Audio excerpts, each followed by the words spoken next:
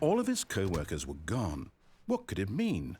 Stanley decided to go to the meeting room. Perhaps he had simply missed a memo.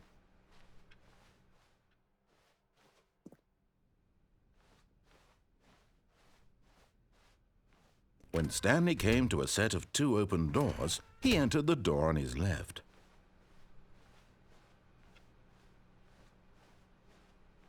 Yet there was not a single person here either. Feeling a wave of disbelief, Stanley decided to go up to his boss's office, hoping he might find an answer there. Coming to a staircase, Stanley walked upstairs to his boss's office.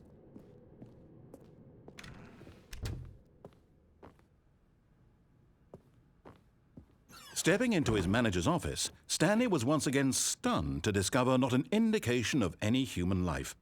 Shocked, unraveled, Stanley wondered in disbelief who orchestrated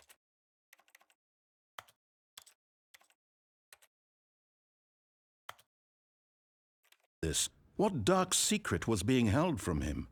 What he could not have known was that the keypad behind the boss's desk guarded the terrible truth that his boss had been keeping from him, and so the boss had assigned it an extra secret PIN number, 2845. But of course, Stanley couldn't possibly have known this.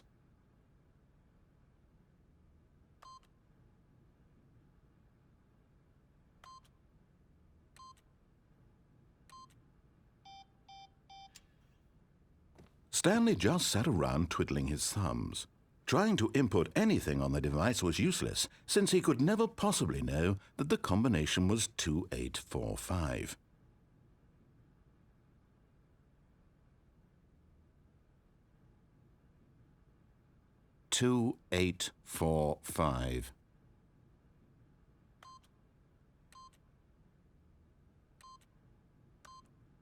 Yet incredibly, by simply pushing random buttons on the keypad, Stanley happened to input the correct code by sheer luck. Amazing. He stepped into the newly opened passageway.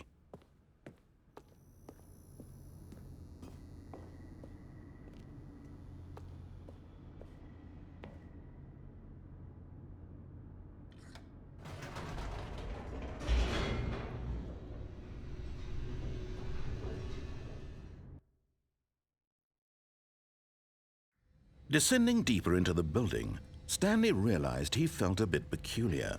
It was a stirring of emotion in his chest, as though he felt more free to think for himself, to question the nature of his job. Why did he feel this now, when for years it had never occurred to him? This question would not go unanswered for long.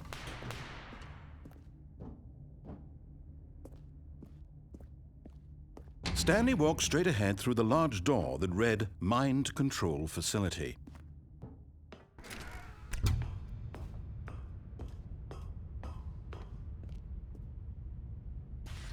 The lights rose on an enormous room packed with television screens. What horrible secret did this place hold? Stanley thought to himself.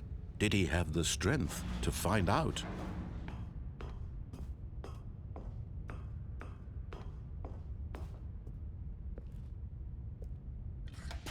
Now the monitors jumped to life, their true nature revealed. Each bore the number of an employee in the building, Stanley's co-workers. The lives of so many individuals reduced to images on a screen, and Stanley, one of them, eternally monitored in this place where freedom meant nothing.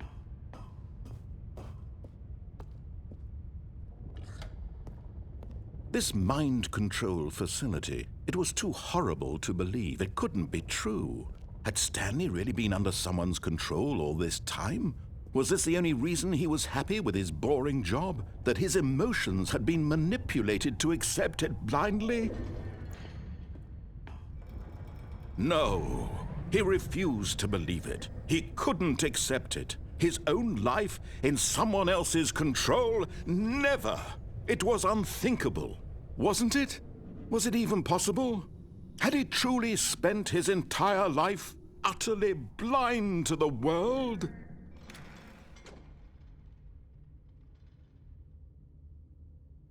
But here was the proof, the heart of the operation.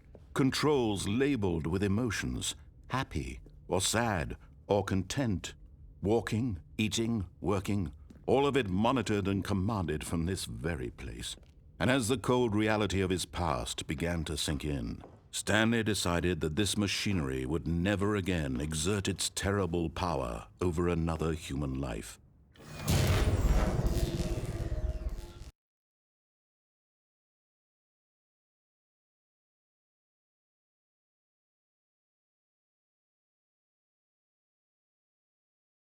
Blackness and a rising chill of uncertainty.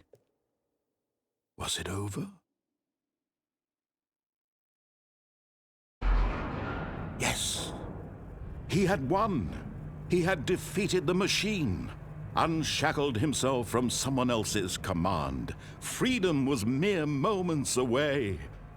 And yet, even as the immense door slowly opened, Stanley reflected on how many puzzles still lay unsolved.